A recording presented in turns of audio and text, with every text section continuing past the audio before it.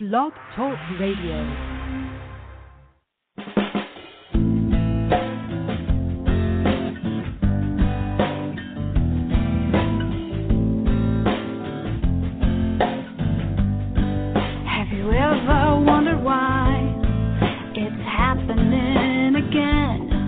Welcome to MindShifters Radio with your co-host, the Forgiveness Doctor, Dr. Michael Ryce, and his wife, Jeanie. Michael and Jeanie share with you the wisdom of the ancient Aramaic internal process of forgiveness.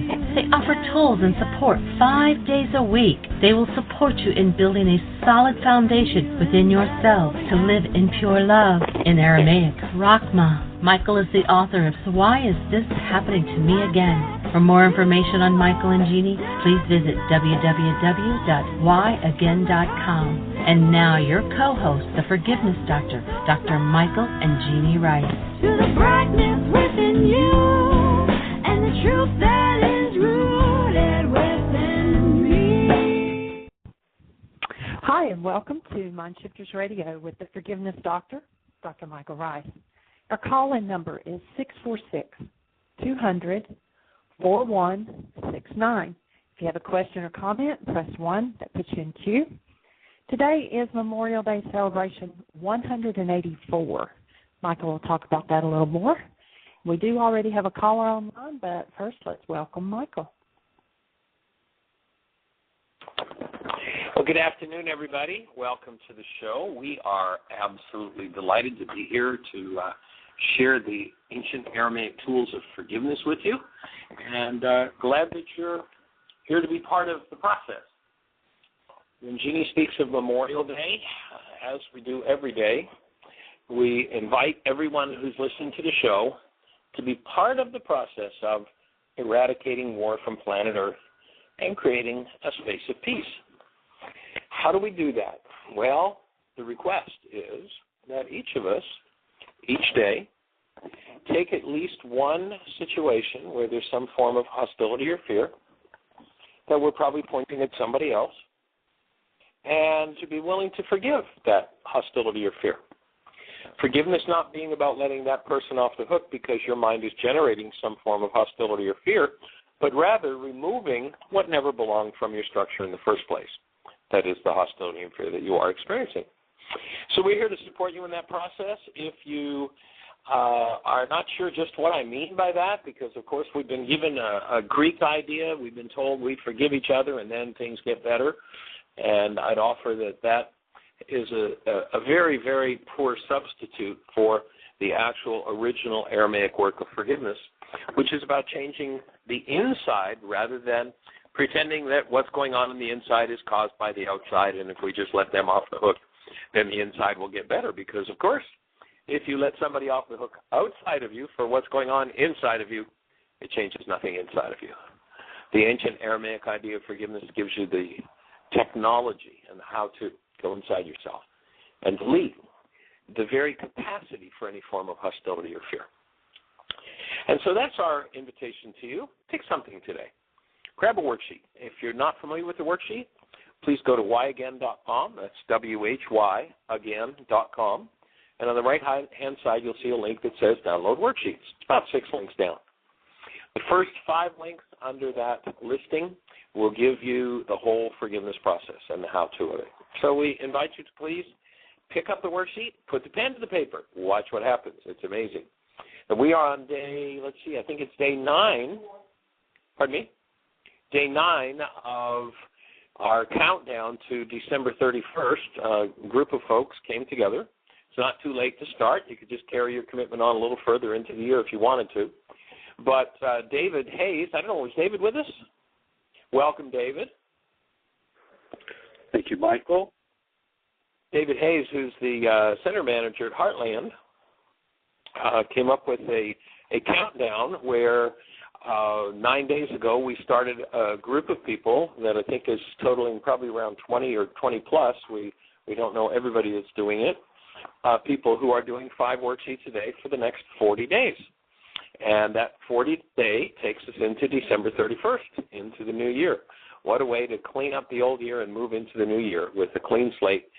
And so A number of people have joined in the process with David, including Jeanie and myself. We've been doing worksheets here like they're going out of style, and actually I'm getting ready within the next day or so to post a new worksheet to the website. There are some changes that have come about as a result of the intense focus we've been doing on the forgiveness process, and David, I'll get that off to you sometime in the next little bit. So we're delighted that you're here. Is Dr. Tim with us? No sign of Dr. Tim yet. Okay. So, David, anything to share with us? Anything to report? It's a beautiful day in Theodosia. It's cold. It's cool. It's warming up. The sky is clear, and it's one of those beautiful fall days here. And great to hear that there's so many people that are keeping their agreement. And if there's anyone that's listening that's been playing this forgiveness game and doing 5-word sheets for the next 40 days, if you have some thoughts or comments or feedback for us, how it's going for you, it'd be very helpful to get to hear from you so that we can support you and we can support other people that are considering coming in and playing. And along that line also, then we'll be coming up, Michael and I are talking about a program to do that carries us through 2012, and we'll be talking about that as the weeks get, as the days get a little closer. And I think the last week with them, we're planning to do something special on the radio show to get ready for 2012. So just a little seed planted there. Things are going well. Awesome. Jeanie, do we have any callers or anything happening in the chat room?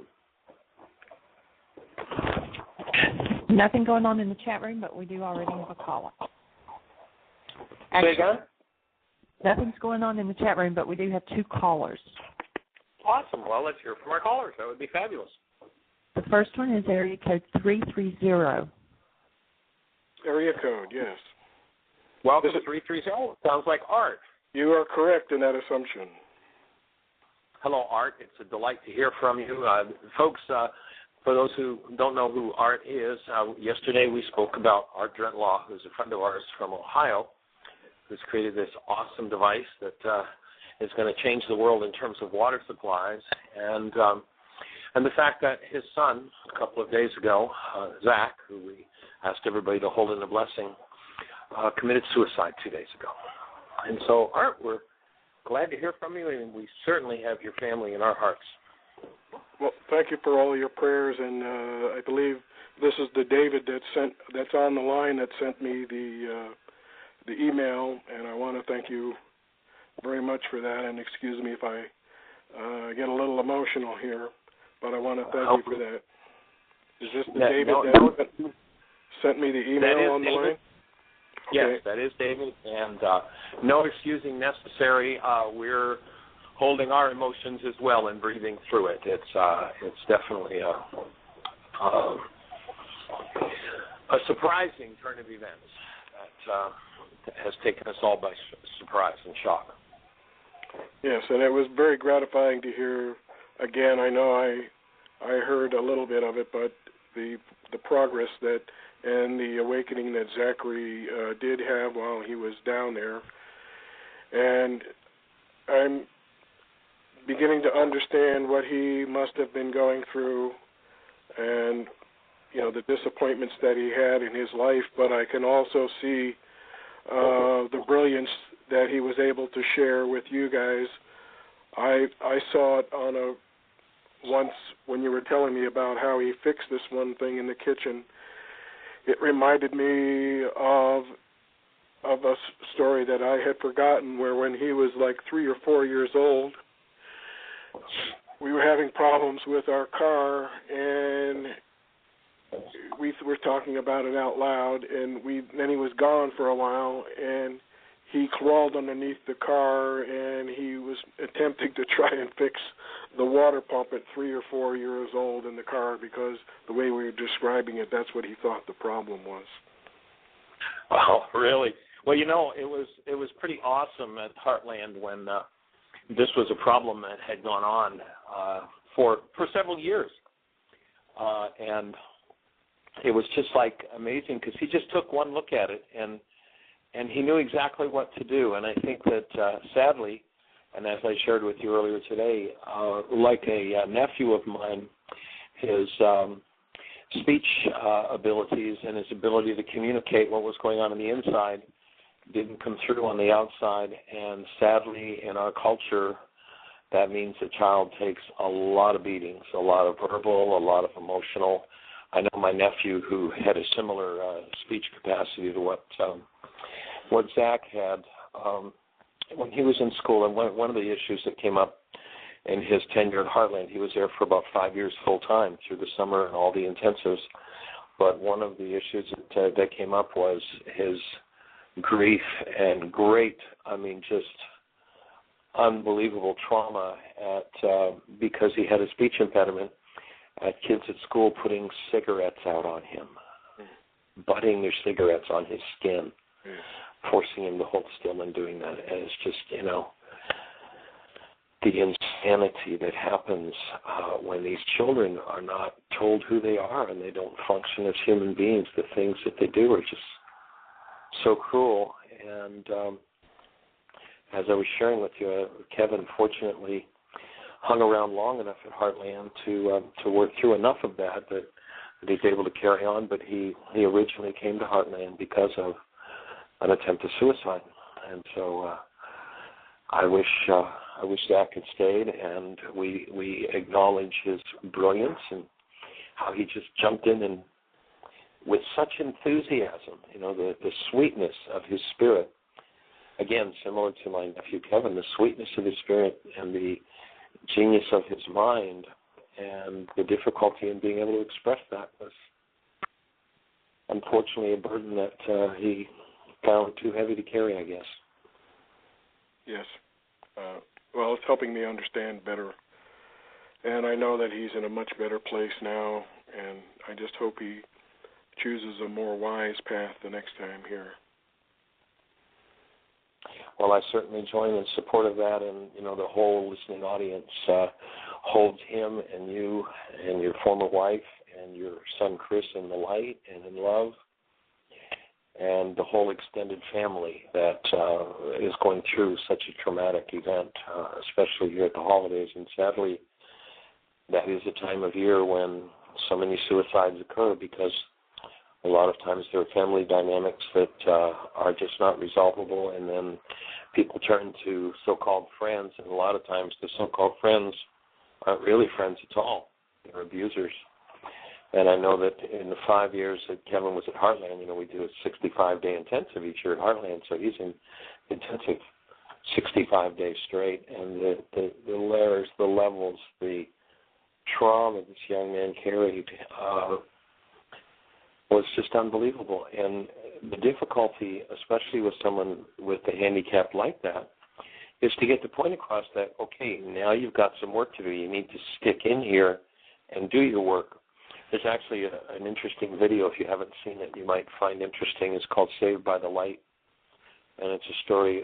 You can, if you Google it, it used to be on eBay, but they don't have it there anymore. But if you Google it, you can get the DVD from, I think there's actually somebody in Canada that's creating bootleg copies because it's out of print. But it's a true story about a fellow named Daniel Brinkley, and it's a powerful demonstration of the principle because Daniel is this, as a young man, is an angry, abusive kid. I mean, he likes to beat up on people. He goes into the military, and his job is that of an assassin. That's what he does. Brilliant guy, but that's what he does. And he was struck by lightning and had what the world calls a near-death experience, but really is a near-life experience where clinical death occurs, and he has a reawakening and contact with his true being, who he is, his essence, without reference to all the garbage in this body-mind unit, this carbon-based memory unit. And he comes back, and all the things that were important to him yesterday, of course, are no longer important. His fancy car and his stuff and his ego, I mean, that whole thing is just gone, and he lives as a human being. But the movie very powerfully portrays how, after having had that near-life experience, over time, all the old dynamics, all the old abusive behaviors that have not yet been resolved are resonated by events in the world and eventually come up and take him over again. The stress created, and it's a totally true story. I meet Daniel every once in a while on the road. We travel in similar circles. I don't know if he's been up there to your Unity Church there, but the portrayal of having had that experience, and it lasts for him for quite some time, but then the old desires come up, the old hostilities, the old fears. And as recently as about, 3 years ago, we saw Daniel, and, he shared with us that, I still go through that stuff. Those layers still come up and try to entrap me and take me out of who I am. And what Daniel does now is he travels, and in being military, he goes to VA hospitals, and he sat at the deathbeds of thousands of vets and held their hands and supported them lovingly through the deathing process so they could go consciously and be able to let go of some of that pain and trauma that comes from war. Well, a child with the kinds of a verbal handicap that my nephew Kevin had and that your son Zach had, it's like going through a war. Their right. childhood is like a war. It's horrific. And the frustrations and the angers, they're an easy target. They're the easy scapegoat for everybody's frustration and anger that they come in contact with because they have little ability to defend themselves verbally, emotionally. And that burden, it's one that needs to be lifted from our world. And I certainly join you in knowing that your commitment with the work you've done, the book you've written on the Course in Miracles, that you're about changing that dynamic in the world. It's one that's got to go. There's some really specific, insane dynamics that just need to be healed in our world, and that's certainly one of them. Yes. And these young people that are coming up that are subject to that kind of abuse. Well, if it's okay, I'd like to share with everybody a little bit about the water thing and how that's progressing, because it's not just the water that's progressing. Is it okay? Awesome. Well, yeah, please do. Again, as I briefly mentioned, but let me just introduce a little bit more that Art and a company that he's working with, that he's a co-founder of, have created a water unit, drilling unit that is powered by human power. It's never been possible before because a human being could only pump enough water to maybe get a glass, and they'd be so tired they'd sweat so much they'd have lost their glass of water. And now you've invented an awesome device that allows kids just playing in the backyard to swing on this device and move it and drill wells and pump water, and it's in use, I know, at least in Haiti. I know you've got a unit there. I'm not sure. Yeah, please share more about it, because there might just be somebody on the listening audience that might know how to help to create the next level of support for this getting out to the world. It's such an awesome life changer for the world. Okay, well, what I am going to share is I'm going to go back to the beginnings of this, and we've actually accomplished something that's supposedly, according to modern science, impossible to do. And right. we have proved, even though they use the word from the Unity Church, that's not what it's meant here. We have proven that over-unity is possible, and over-unity has to do with the laws of physics, which say you can't get out of a device more energy than you put in, but you have to remember where that source of energy comes from. And it is right. correct that energy cannot be created nor destroyed, only its form can be changed. So right. we are able to take gravitational energy, and the gravitational energy adds to the energy that we put into the device. So with a lot of effort, like pushing a child on the swing, the higher and higher the child gets as you push them on the swing, the easier and easier it is to push them, yet the more and more work that is being done. And that's what's taken place in this particular situation, so that we can pick up energy out of a falling object to the point that we are going to be able to use this in devices down the road that will produce electricity for far less cost than we're doing today, and it will be done with clean and or green and or renewable energies so that we can change that. But then again, the water is the very important part of this because it starts at the bottom of the pyramid, and people that in third world countries now don't have any access to clean drinking water. Once we get this rolling, and I'll tell you a little bit more about moving that off of dead center in a minute, that they'll be able to go from not having any clean drinking water to being able to use this technology to set up a cottage industry and become self-sustaining. And one of the reasons that it hasn't worked is because the timing hasn't been right. We had to fight to give these away to give the one in Haiti away for free. Nobody wanted to take it for free. And then finally we found somebody to take it for free. We wanted to give one away free to Native Americans, and none of the Native American groups we contacted would take it for free because the timing wasn't right. The groups that are helping the people right now basically want to keep people at a subsistence level.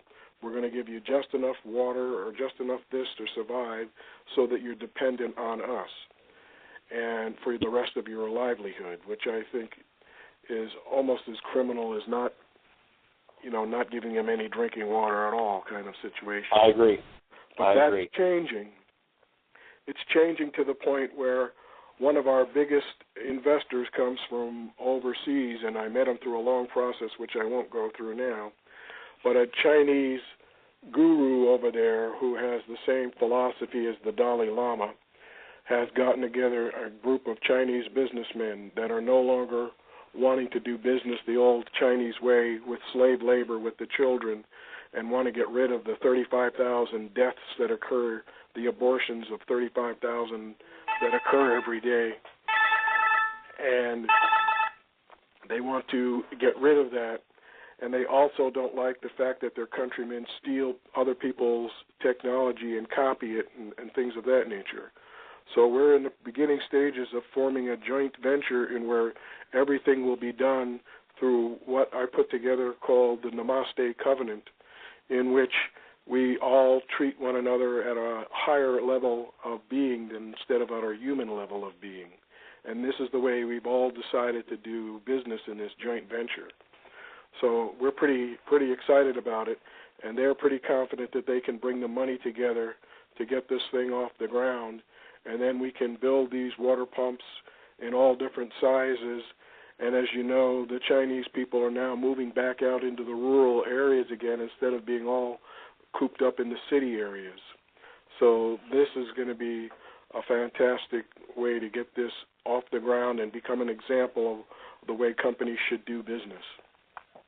Awesome. Well, that's really fabulous, Art. And a couple of thoughts I have is when you speak about instead of the old human way, actually one of the things that I've discovered in this work is that what's happened is human life has been removed from the earth, and part of our process, part of our purpose in this work is to restore human life to these things that look like human bodies.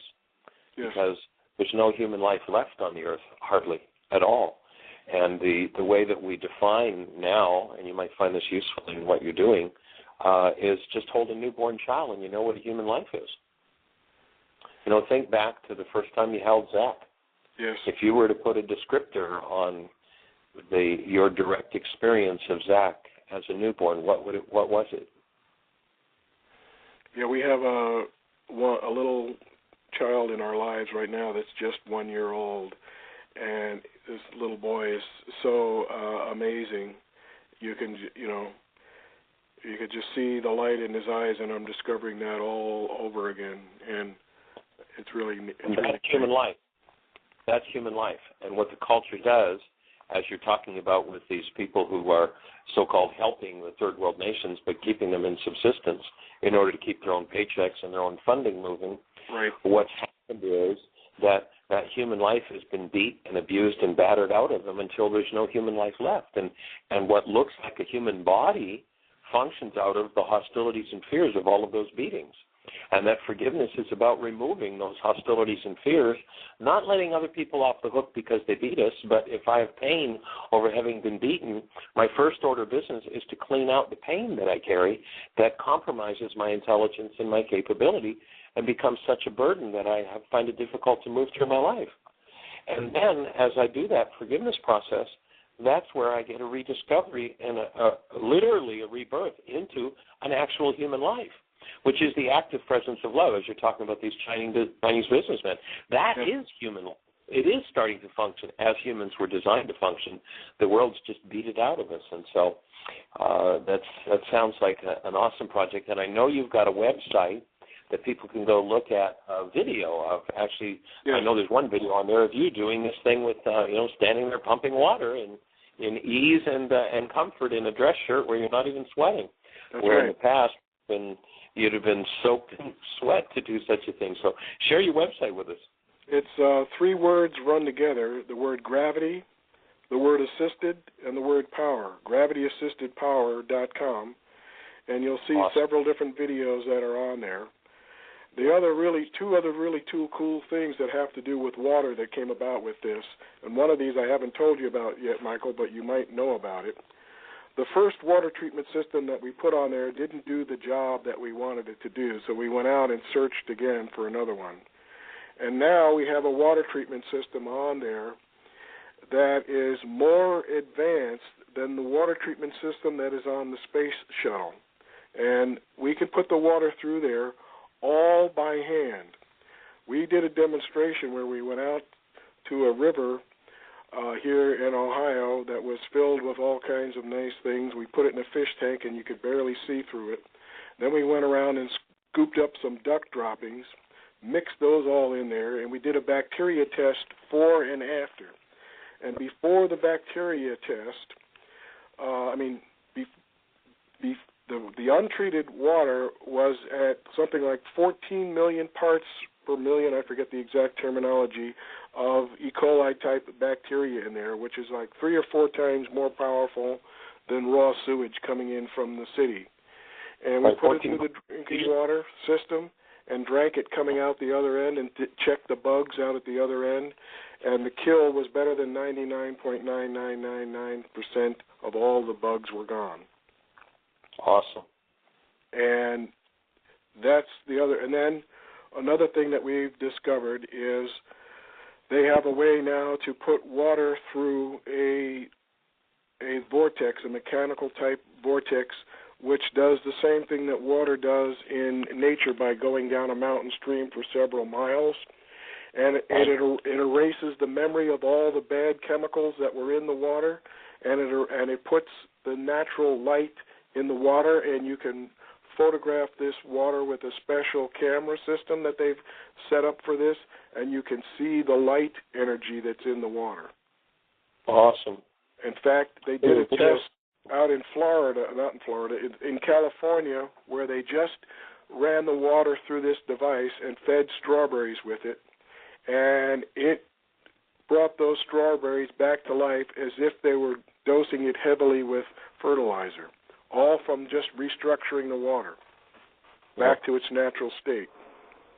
That's awesome. So there are videos and information on all of that for anybody that's interested on gravity. I'm sorry, go ahead. I'm just saying that there's information on all those things on gravityassistedpower.com, your website? Yes. Awesome. Well, anything else to share with us in that regard? No, that everything it's all moving forward now.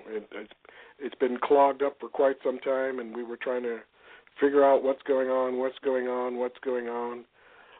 But I think it's all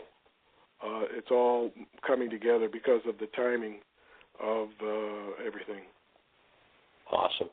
Well, that's powerful. Something else that, if you're not aware of it, you might find interesting to watch and maybe connect in with these folks, is there's a website out there with a video on it that you can watch for free, or actually it's on YouTube, and there is a link. Jeanie's got a link on our website to it, and the movie is Thrive, and the website is thrivemovement.com, And the movie, and it ties right into what you were saying about the way that people in the third world are being held down by those who count on them being down in order to get themselves a paycheck and have some power and some political clout.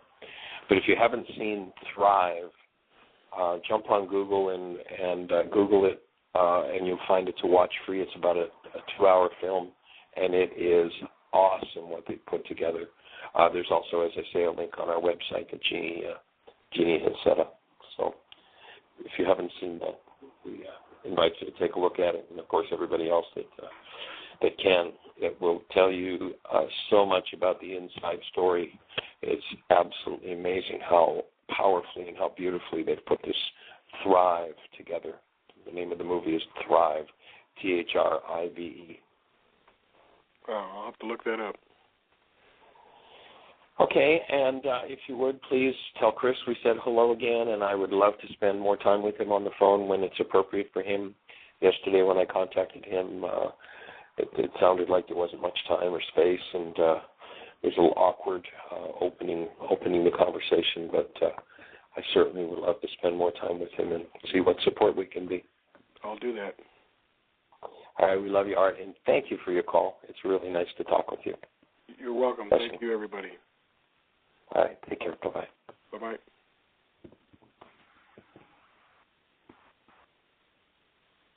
So we breathe together with you, Art, and your whole family, as we bid adieu to Zach, who chose to leave just a couple of days ago.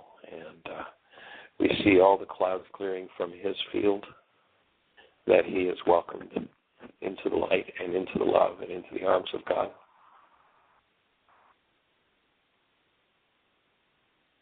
So we breathe together to support you and support him and your whole family.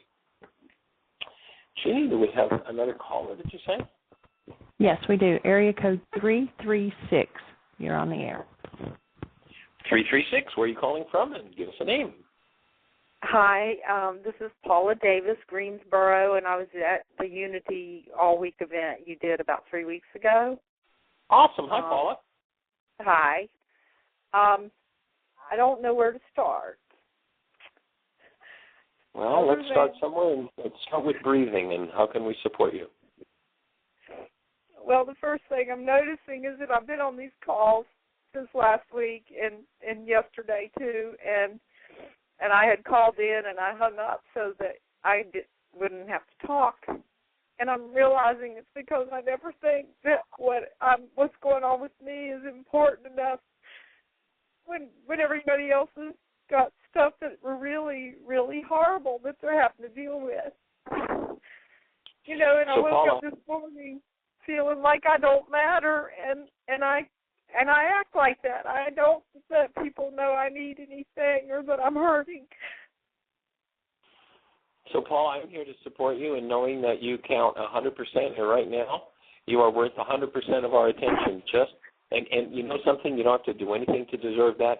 Just because the Creator put the breath of life in you, you deserve 100% of our attention. And that makes you of primo importance right here, right now. And I'd support you doing some worksheets and forgive this reality that you don't count.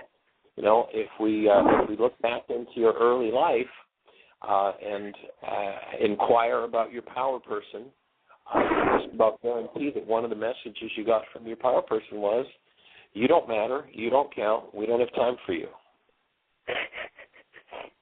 Is that accurate?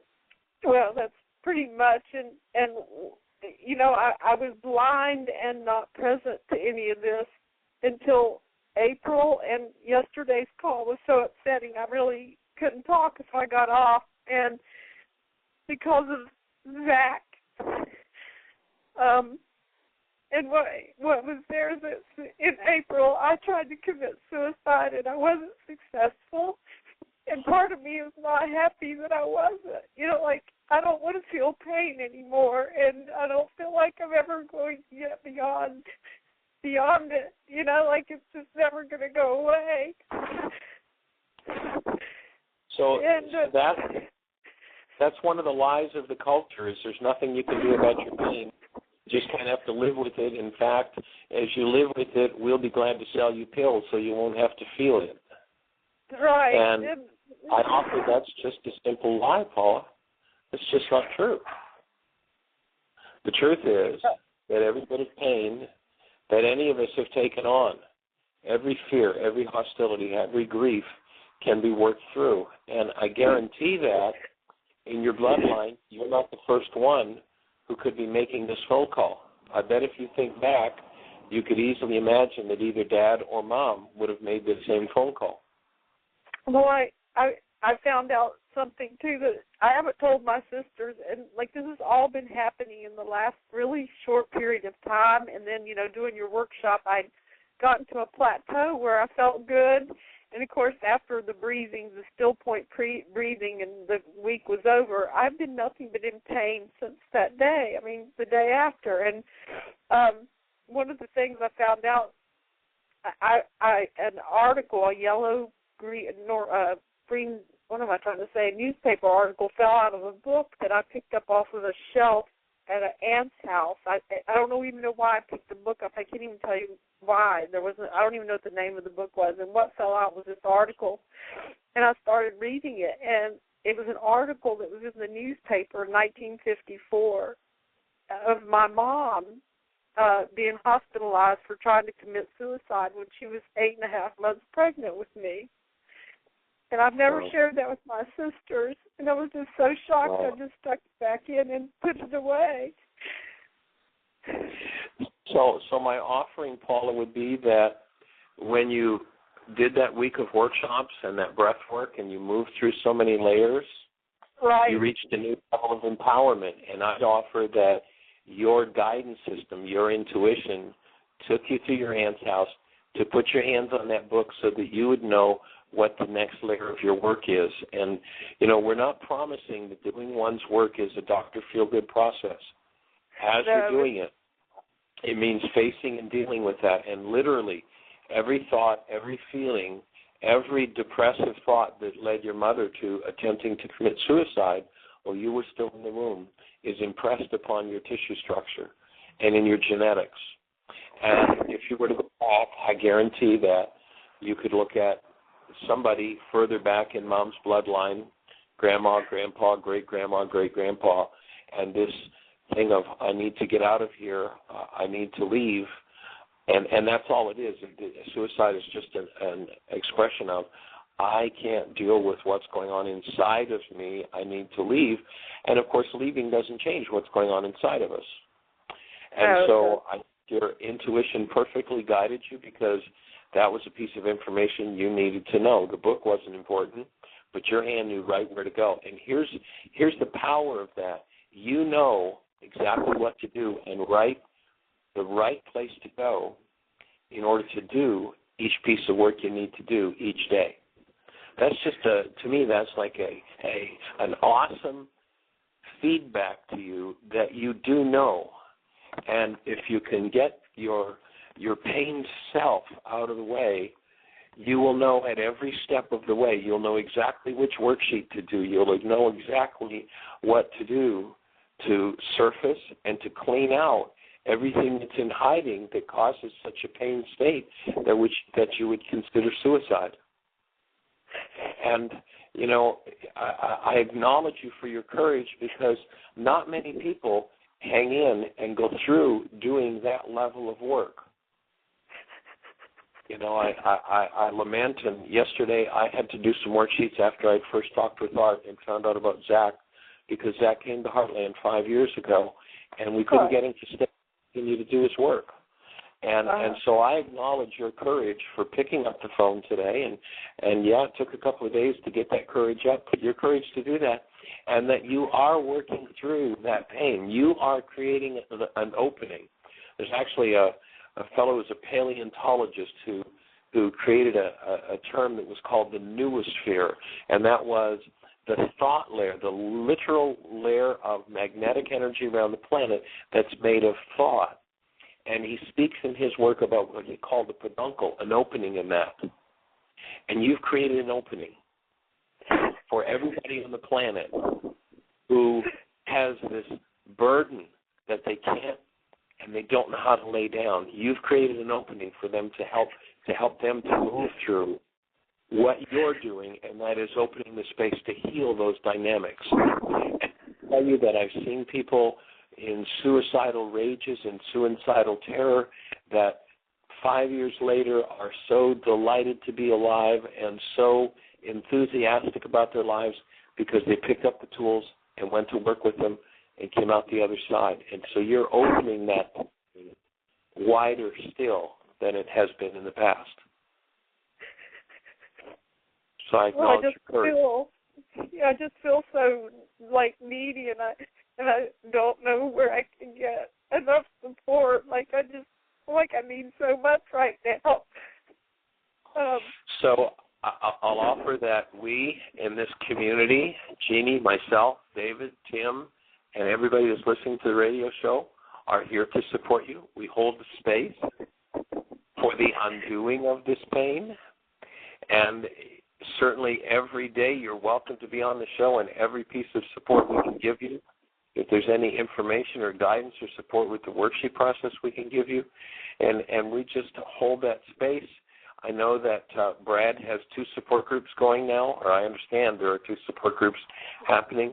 I really strongly urge you to avail yourself of that. I actually just talked with Brad a couple of days ago, and he had, he really did some major opening during that week when we were there, and he was in major healing crisis as well, and he just was able to stick to doing the work and came out the other side just on a whole new level of aliveness and excitement, and that's exactly what you're going to do. Come out on a whole new level of aliveness and excitement. And when you do come out on that new level, then what's going to be happening is you're going to be empowered to handle the next deeper layer and the next deeper layer and the next deeper layer until there are no layers left. You'll just live as you were designed to live as a human being. Do you have any children? Yes, I have a son that turned 23 2 days ago. Oh, well, happy eternal day to your son. If you think back to the first time that you consciously held your son, if you were to put a descriptor to his presence and who he was, what would your descriptor be? He was just pure and clean and not messed up with garbage like I am. Yeah. So notice that he had a human life, and guess what? You've got one too. You have exactly that pure and clean space. Here's one of the things that physics teaches us. And as an example, let's say I've got an FM radio here, and I want to listen to my favorite AM station. Does it matter how many times I turn that dial back and forth on my FM radio? Am I ever going to be able to listen to the AM station? No. Not in a million years, because there's nowhere for the energy of the AM signal to land in my FM radio. Fortunately, that pure state of being, that clean state of being that you remember your son being in, is on a whole different frequency level from all the garbage experiences. And we have been convinced to look into this carbon-based memory system, into this body-mind unit, and believe what it has to tell us. Fortunately, whatever it tells us, as degraded as it is, can't reach into and touch our being. Our being is still 100% preserved. And when we forgive, we let go of the hypnotic state that locks us out of our being. Your true being, that pure, clean state, is totally, completely, 1,000% preserved and intact and untouched. The work is to awaken to it. And the way we awaken to it is by letting go of every hostility, every fear, every grief, every pain, every trauma. And certainly the load that your mother had to be carrying at 8.5 months to attempt suicide had to be horrendous. And, this is the good news and the bad news. The good news is that you get to work through it and let go of it and be free of it. The bad news is you get to look at it, work through it, and get free of it. I don't know why you chose to come into this particular life at this time, into that family system with that kind of trauma. But I suspect it has something to do with the strength of your being and that you are able to handle it. And because you're doing it, that you are opening a space on the planet for people who haven't hung in to go through and to alleviate themselves of those burdens. Well, I just have so much anger. So I'm angry, at me and at the same time, logically, I'm going, well, I only did what I knew how to do with the tools that I had, right? And I'm awake to where that all came from. In April, I had been dating a man that tried to kill me, and I took him to court, and that was right after the day after the court date is when I tried to commit suicide because they let him go, and the judge had told me like I had wasted the court's time and that I was basically a joke and that I had not been seen by real professionals, and who did I think I was coming in there to waste their court time on an issue like this, and when I wasn't evaluated by a psychiatrist, but I was by Family Services of the Piedmont that provides services for people who don't have insurance and stuff. And she just said none of that mattered because they were all jokes. And it was as if my mother, because my mother left me when I was 4, after finding this other stuff out. She left when I was 4, so I've always walked around thinking I must not have been good enough for her to keep me because she left. And when the judge, who happened to be a woman, said what she said, it was as if it was my mother's voice speaking to me, and I believed it in the moment. So I would say that your judge was responding precisely to what you needed to hear, just like the reaching for that book. You weren't interested in the book. You don't know what the title is. You didn't read the book, but the piece of paper was there with the article about your mother in it. Right. You went to exactly the right place to show you that inside of you to clean that out. Now, at the same time, as you take responsibility for and you see the parallel and you do the forgiveness work, there's a forgiveness sheet on that to remove that process or that pain of that message from mother and the judge. It also might be time to hold the judge legally accountable for that insane conversation, because that's an insane conversation for her to have laid on you. Now, I don't know, that might be irrelevant, but... No, but I tried to pursue it, but I've got so much of my own, trying to deal with. I did say, isn't there something we can do about a judge that would actually sit there on the bench and say stuff to women who they know it's terrible to try to come in there and face up to, because we don't do that. How many women don't take the time to go to court over issues like this? And the Family Services said they said, well, you can't touch judges and it's impossible to do anything. And but they said that I was the third woman that they had done that to, that they had represented or had helped get to court to bring something like this to the attention of the courts. And the same judge had done this to I was the third one. And so she has some problem, and I don't have the energy to pursue it. I don't know how to even start, especially when this big authority figure called Piedmont Family Services told me, we're afraid of her, and we don't know what to do.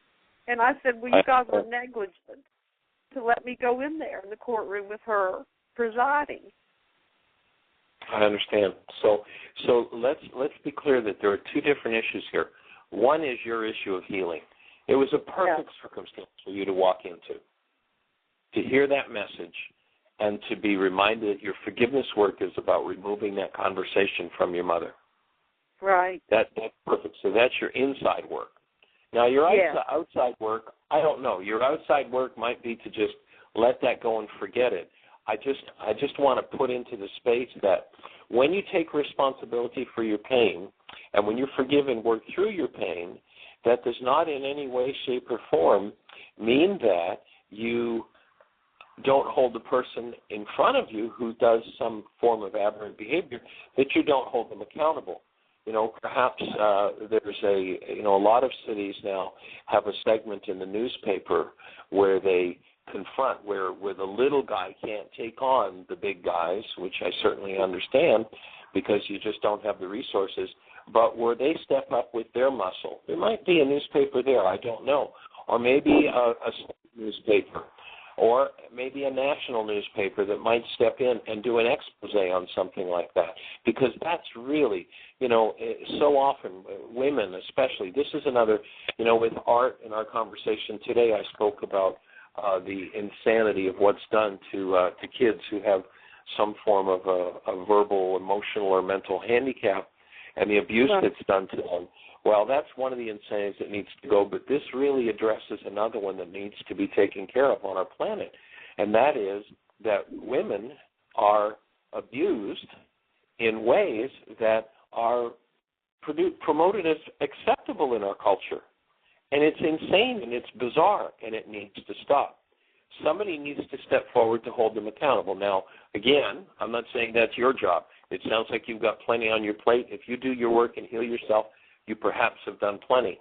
But perhaps, communicating with Piedmont and letting them know that they need to be doing something, and maybe just a little bit of research on who might have the muscle that can step in and change that, because that is unconscionable for a judge, for a woman who comes forward who's abused, to be so abused by the courts is unconscionable.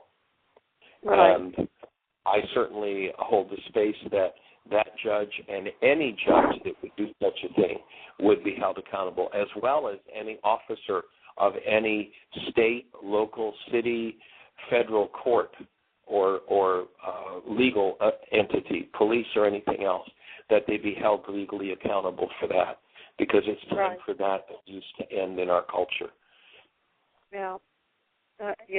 I thought pursuing that would give me a direction and like I'm contributing back to the world in some way, and that it would help me heal. And then, I just got really sick, and I'm now my doctor's trying to get my body back to normal, because she said, you've just been under too much stress, you've burnt out your adrenals, you've got to get yourself healthy again. So I had to just drop that, but I am looking, listening to Art talk about the water. I mean, my heart is like, oh my God, I can't believe this 2 years ago. I said I got rid of everything. I don't own anything. I just have an old car. And I said, I want to be able to go and make a difference in the world with having clean water for people to drink, and if I threw myself into something like that, I wouldn't have to focus or feel all this stuff. Well, but here's the thing. Here's the thing, though. If you go to throw yourself into something so you won't have to feel it, what it is that you don't want to feel is going to kill you. That's the energy that creates your diseases. So I'd offer, do both. Rather than throwing yourself in, and so many people in our culture, busyness in our culture is a drug. Why are so many people so busy you can't have a 2-minute conversation with them? Because they're drugging themselves with busyness in order not to feel. And watch what kind of crazy things happen in their family systems and in the culture. And it's so my invitation to you would be, rather than just, I'll throw myself into something so I can get lost and not deal with this, rather, I'm going to throw myself into something, and that something's going to be the healing of myself. And then, do I want to make a difference in the world? Can I do something with water? Yeah, I can do that too. But rather than a substitute for healing, please do the healing work as you do that. And here's why. Number one, your body isn't going to die. You're not going to suffer from the kind of traumas that are going on right now. And two, you're going to be 1,000 times more powerful at bringing about the changes in whatever, purpose you choose to take on. You'll be far, far more powerful at doing it. And so that would be my vote for you. And, one of the things we do at Heartland, we have a 2-year work support program. And if you're footloose and fancy-free, you might want to look at doing that 2-year program and doing your work in the context of a space where there's support for healing, and that's what Heartland is about. And our 2-year program doesn't require a penny of you. It does require that you can handle your bills if you have any debt. And right. aside from just personal toiletries and that sort of thing, right. there's no requirement for money. The work support program includes food and housing, everything. So you'd have no electric bill or no food bill, or if you chose to have a cell phone, of course that would be up to you. But if you can handle your personal, as long as you're not deeply in debt, that right. might be an option of a way to step in and get support and spend a concentrated piece of your life in doing that, and then jump into doing something like perhaps working with Art. You've got his website, so you can contact Art through the website, and that is right. gravityassistedpower.com. And, yeah, I've written it down. I just, there's something in me that, like, because I don't have any debt. I got rid of everything so that I'd be free to go and do something in the third world country or contribute something somewhere and be, just do that and be at peace and get out of this world that I'm in, this crazy, fast-paced life that I don't like anymore. Yeah. So I do have that. I've got my life set up so that there's nothing to hold me here. And my son is raised and on his own. And as opposed to doing the geographic cure, I'm going to get out of here, what you want to be doing is jumping deeper into your life to move through what you need to heal. Right. And that's why I'm suggesting that, that 2-year program at Heartland might be an option because, of course, yeah. you'd be supporting, I don't know what your skills are, but if it's something that we can work out, you'd be supporting the delivery of forgiveness to every mind, heart, and being on the planet, and the improvement of Heartland as a space to be the foundation place for the work. So, right. Well, I have skills coming out the wazoo and can't get a job in Greensboro, so that's another just another source of anger and upset, and I can't prove age discrimination. Can I interrupt you for a minute? Can I interrupt you? Yeah. Because if you hook your anger and upset into the fact that you can't get a job, then you'll think that what has to happen for you to heal your anger and upset is you have to be able to get a job. That's a lie your mind tells you. You're not angry and upset because you can't get a job. You're angry and upset because inside of you there's anger and upset. The job is just a place to project it. A relationship is just a place to project it. A lack of money is just a place to project it. A judge is just a place to project it. That's all projection. Any object of attention will do for that anger. You're angry because inside of you there's a reality called anger.